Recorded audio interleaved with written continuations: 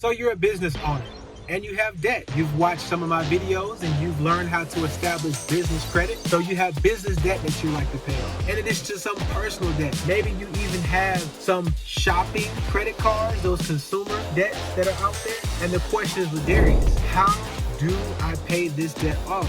Should I pay my student loans off first? Should I pay my credit cards off first? I don't know what to do. I'm an entrepreneur, but I also want to get out of debt. What do I do? If those are the questions that you have, then this is the video for you.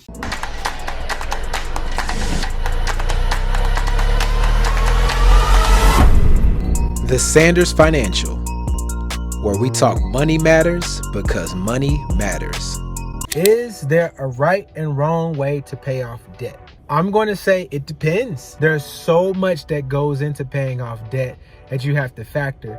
I would say the biggest factor when paying off debt is to find out what your overall goals are. What's your long-term goals? What are your short-term goals? How do your goals align and impact debt? So people say, well, just pay off debt. The borrower's slave to the lender, and you don't want to be ball and chain to somebody. And I get all that.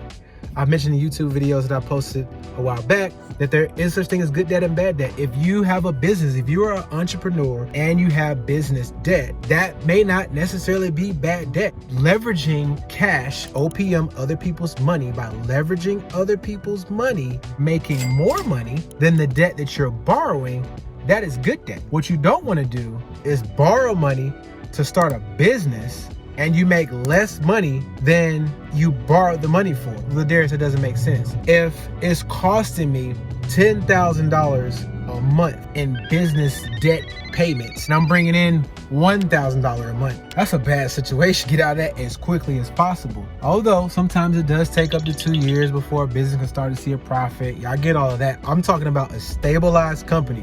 You started a company, it's stabilized. This is what it brings in. You're not cash flowing enough to pay off the liabilities that you borrowed. That's not a good situation. That's a bad debt situation. But that's not what this video is about. This video is about paying off debt. How do you pay off debt? If you are a business person, you have business debt, should you pay off your business debt before you pay off your consumer debt? And it's going to depend on what your goals are. If you are an entrepreneur, let's just say that you need to leverage your credit because there's some big purchase. Maybe there's something that requires financing. I'm just going to say real estate for a reason. You're about to buy a house, but you have debts that you owe. You have consumer debt and you have business debt. And you need to know which one to pay off first. My advice would be to pay off your consumer debt first, your non-business debt first. Why?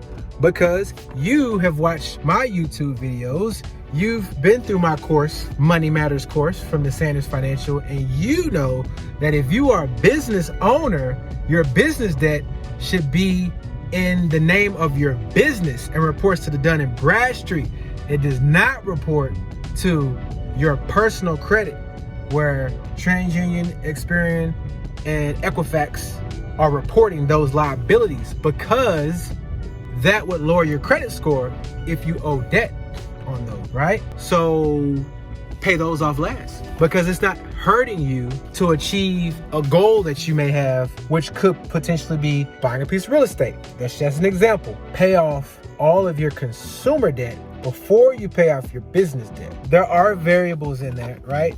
Interest rates does play a factor in some of this. So what do I mean by interest rates? Well, if I have a business credit card and that business credit card is charging me like 18, 20% interest, and the only consumer debt I have is like a student loan, then you probably want to pay the business debt off first. Consult with a CPA, but student loans potentially are tax deductible because of the interest that you're paying on those student loans.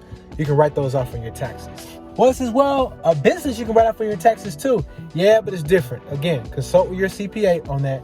But my recommendation would be to pay off the higher interest business credit card opposed to the lower interest student loan that gives you tax benefits at the end of the year. That's also true if you have a consumer credit card versus a student loan credit card, which I spoke about in the other video when I didn't mention if you're a business owner. But line up your debts on an Excel spreadsheet, put the interest rates in one column, have the balances in another column, and a monthly payment in another column. And what you can do, you can look at how much your payments are, and you can make certain determinations. If I pay off this debt, how much disposable income would it free up?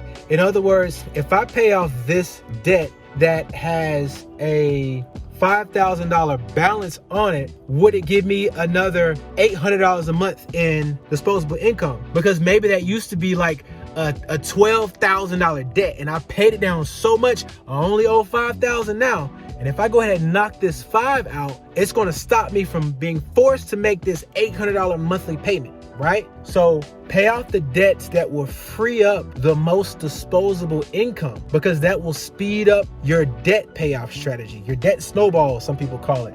At the end of the day, the more money that you have available to pay off debt will speed up the debt payoff process. If you have something that's like a $200,000 debt, don't pay that off first. Pay off the smaller debts first. The smaller debts that free up the most income.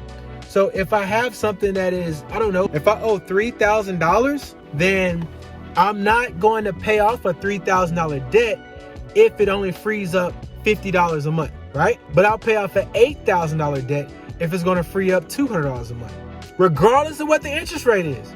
Regardless of what the interest rate is.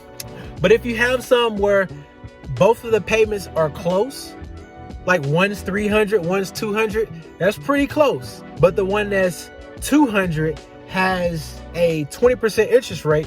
The one that's 300 has a 5% interest rate.